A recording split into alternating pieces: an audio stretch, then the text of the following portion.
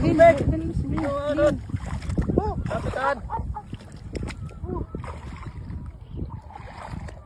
Sabi, linaw ng tubig oh.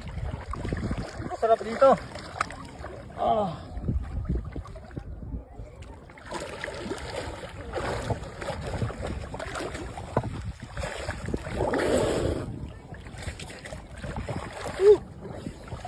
Ganun para sa mga, ganun ba ano? Ganyan oh.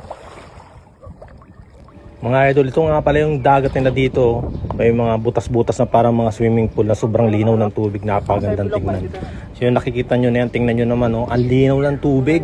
Grabe. Bali 5 minutes lang lalakarin mo papunta dyan galing sa tabing dagat. Makakapunta ka na dyan. Sobrang sarap talaga maligo dito mga idol. Napakalinaw ng tubig. Sarap maligo. Nakaka-enjoy talaga yung mga butas dito.